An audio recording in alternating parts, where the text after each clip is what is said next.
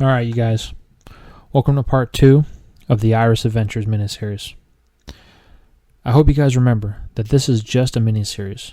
It's not an in-depth what if, like it is with What If Ash Was Born in Unova, but it will give us an overview of Iris and her adventures and all the stuff leading up to Season 2 of What If Ash Was Born in Unova. But anyway, before we get into today's episode, I have a question. I want to know where you guys are from in the world. I've been curious about this for a while now. So let me know in the comments after you watch the video where you guys are from. I'm from Las Vegas in America. So you all know where I'm at. But I want to know where you guys are from and why you like Pokemon. Because we all have one thing in common. That's the reason why we're here. Anyway, let's get into today's episode. Iris took Drayden's advice and decided to head to the Striatum gym. Iris heads back to the village of the dragons to tell the elder of her plans. The elders agree that it is what's best for her growth. Iris heads out to Humalau City to catch a boat to Striatum City. Upon arriving in Humalau City, Iris notices a new building being built. While at the Pokemon Center, she asks Nurse Joy about it. Nurse Joy tells her that building is going to be the new gym in Humalau City. Iris asks about the gym leader. Nurse Joy tells her that the gym leader has not arrived into town yet, but the gym is set to be open in 1 year's time. Iris likes the prospect of coming back and challenging this gym, but remains focused on the Striatum gym. Now, the boat takes a few days before it's ready, so Iris goes to see the sights. She has some battles, and her Excadrill is on a winning streak.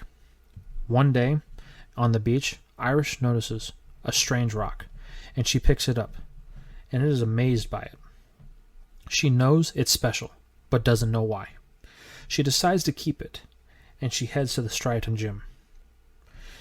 It takes a few days, and Iris arrives to the port at the eastern part of Unova.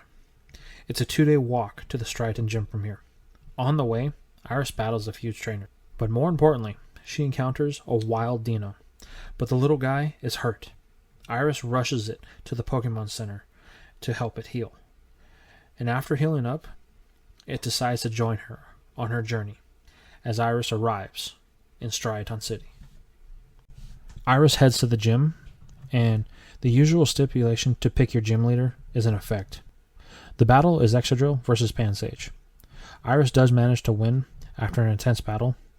Once Iris is presented with the trio badge, Iris asks why is it called the trio badge. Silent tells her it represents the 3 gym leaders of the Striatum gym. Iris tells Silent that since there are 3 gym leaders, shouldn't I have to battle all 3? Silent tells her that's not how it works, but if she would like to, they can. Iris accepts this, and the next battle gets underway. Iris sticks with Excadrill, and her next opponent is Cress and his Panbour. The battle does get a little aggressive, but Excadrill does fall to Cress. And it does shake Iris, but she chooses to proceed. The third battle is with Chili, and it goes long as Iris is forced to rely on Dino.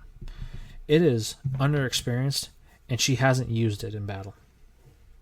But against Pansear, it is able to hold its own, forcing this third battle to a draw. Iris is bummed about the loss, and Silent asks her why she is down. She won the badge. Iris said she didn't. She only had 2 Pokemon, and she could only win 1 battle. Silent, stunned, states, "You only challenge us with 2 Pokemon?" Iris says yes. Silent tells her to hold on. After talking with his brothers, Silent presents Iris with the trio badge, telling her she earned it after the gusto she showed only challenging with 2 Pokemon. And as a result, Silent decides to join Iris on her journey. The new duo head to Nacrene City, and on the way, Iris encounters and catches a Darumaka, after helping save a Darmanitan that was frozen in Zen mode. Silent also catches a Dwebble during this time. Once Iris arrives in Nacrene City, she challenges Lenore to a gym battle. During the battle, Iris chooses to go with Darumaka and Dino, but unfortunately, they both are overwhelmed by Lenore and her Watchog, forcing Iris to have to re-challenge the gym. During the time in Nacrene City, Iris shows Lenora the strange rock she found on the beach of Humalau City and learns it's a fossil. After getting it revived at the museum, Iris is now in possession of a brand new Tortuga. But because it has been revived from a fossil, it isn't familiar with this new world. But Iris can sense its confusion, and after some time, she does get through to it. After a few weeks of training, Iris chooses to re-challenge the gym. But upon arriving at the gym, it is attacked, and some artifacts and fossils are stolen. After a pursuit, they track the thieves to Pinwheel Forest, and they are revealed to be Team Plasma, an organization bent on liberating Pokemon from people. After battling with some help of Silent, Lenora, and Berg, the gym leader of Castelia City, Iris manages to get the fossil back, but the artifacts that were taken were unable to be recovered. Iris then re-challenges the gym. She uses Dino against Herdier, and Dino manages to take it down, but then falls to Watchog. Iris sends in Darumaka. The battle does heat up, but Darumaka learns Fire Punch during the battle, giving it the edge needed to put down Watchog, earning Iris the basic badge. Iris and Silent then head to Castelia City.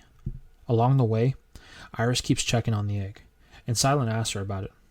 Iris tells him all she knows about it, and the egg is still unresponsive most of the time, only moving ever so slightly every once in a while.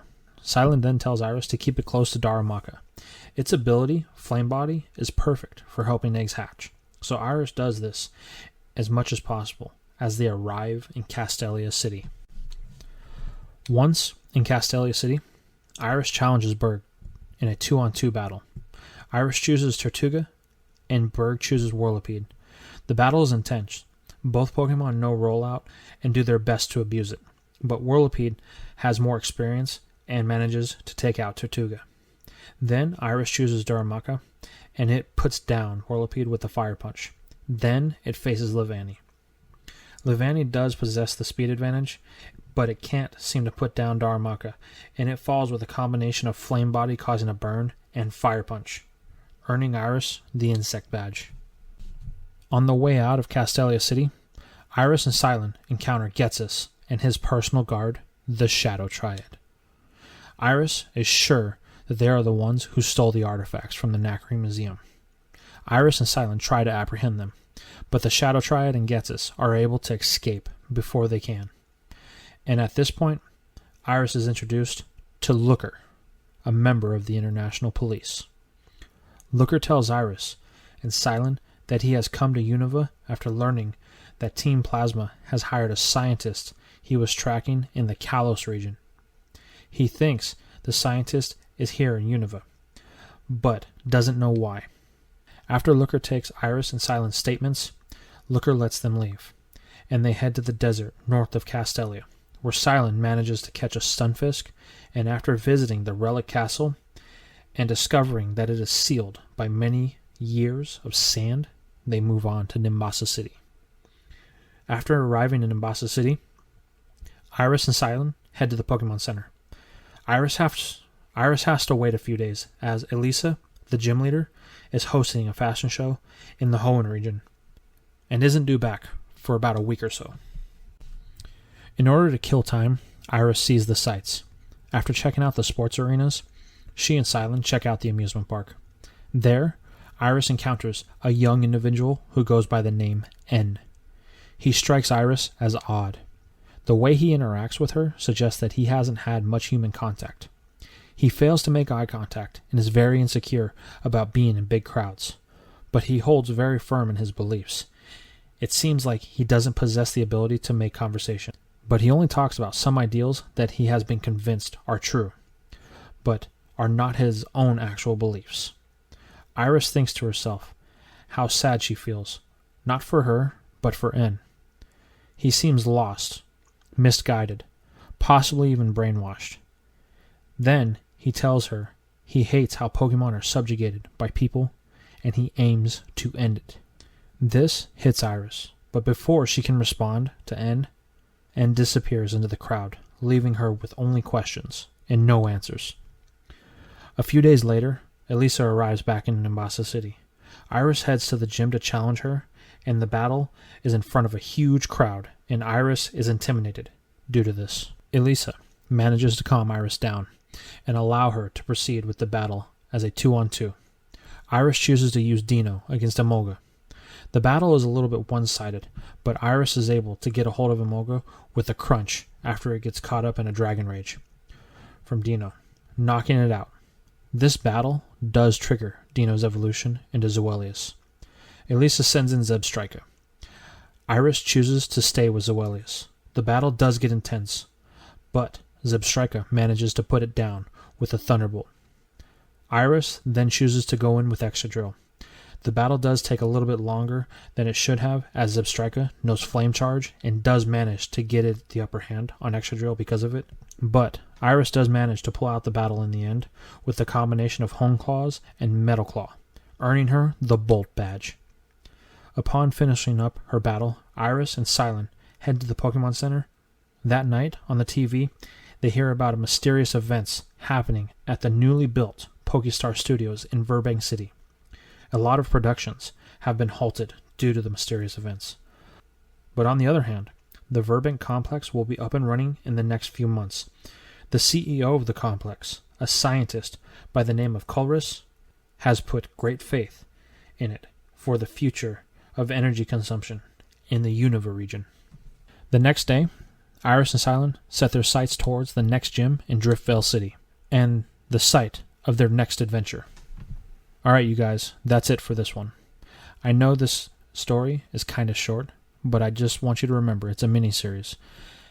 I won't be going into the same amount of detail as the main series, as I don't want to give away too much information for the future of that What If series. Let me know what you guys think about the adventures so far, down in the comments below. I'll see you in the next video. Hey everyone, I just wanted to say thank you for your support. If you like the content that I'm providing, please don't forget to subscribe. And also, don't forget to leave a like, as it really helps out with the YouTube algorithm and helps my content get to a bigger audience to help the channel grow. I will see you in the next video.